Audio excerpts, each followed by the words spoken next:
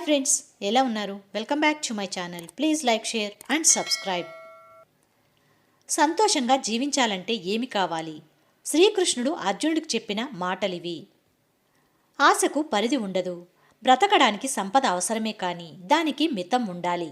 ఎంతవరకు అనేది ఎవరికి వాళ్ళు నిజాయితీగా నిర్ణయించుకోవాలి. అప్పుడే ప్రతి ఒక్కరూ తృప్తిగా బ్రతకగలుగుతారు. తృప్తిగా బ్రతకడం అంటే ఎలా? ఎవ్వరూ ఇలా అని ఖచ్చితంగా చెప్పలేరు. ఎవరికి వాళ్ళు తెలుసుకోవాల్సిందే.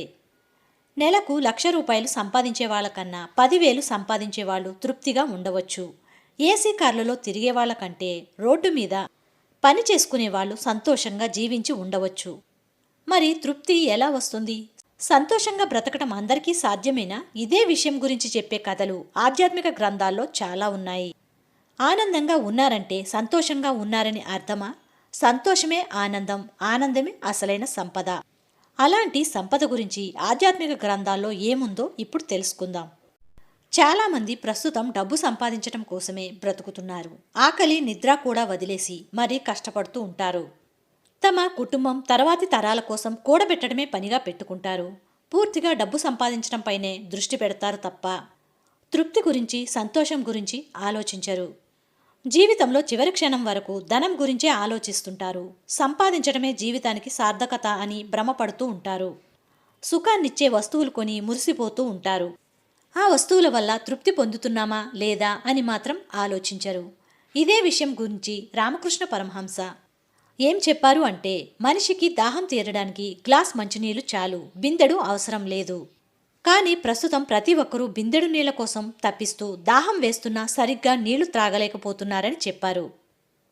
అందుకే మనిషికి తృప్తి లేకుండా పోతుంది. ఎంత ఉన్నా ఇంకా కావాలనే ఆశతో తృప్తిగా బతకలేకపోతున్నారు. ఆశకు అంతు ఉండదు, తృప్తికి కొలమానం ఉండదు. ఆశ, తృప్తి అనేవి ఎవరికి వాళ్ళు వాళ్ళ శ్రమను ప్రమాణంగా తీసుకుని నిర్ణయించుకోవాలి.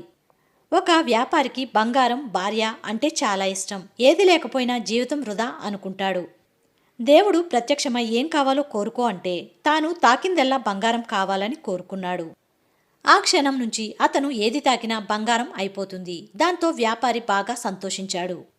4 రోజుల తర్వాత భార్య ఊరి నుంచి వచ్చింది. భార్యను చూసిన ఆనందంతో దేవుడిచ్చిన వరాన్ని మర్చిపోయి ఆమెను తాకాడు. అంతే, ఆమె కూడా బంగారం అయిపోయింది.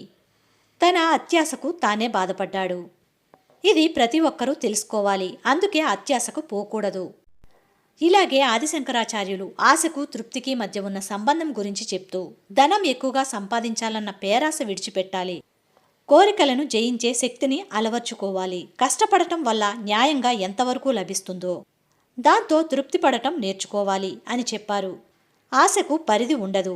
బ్రతకడానికి సంపద అవసరమే కానీ దానికి మితం ఉండాలి. ఎంతవరకు అనేది ఎవరికి వాళ్ళు నిజాయితీగా నిర్ణయించుకోవాలి. అప్పుడే ప్రతి ఒక్కరూ తృప్తిగా బ్రతకగలుగుతారు. జీవితంలో ఏది ముఖ్యం అని అడిగితే ఒక్కొక్కరు ఒక్కొక్కటిగా చెప్పొచ్చు. డబ్బు, కారు, పెద్ద ఉద్యోగం, బంగళా ఇలా.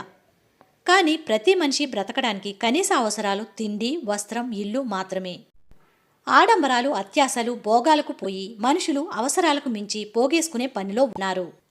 భాగవతంలో ప్రహ్లాదుడు మనిషికి తృప్తి లేకపోవడానికి కారణాల గురించి ఇలా చెప్తాడు. ఎండమావుల్లాంటి సుఖాలు, భోగాలు మాత్రమే జీవితం అనుకుంటున్నాడు మనిషి.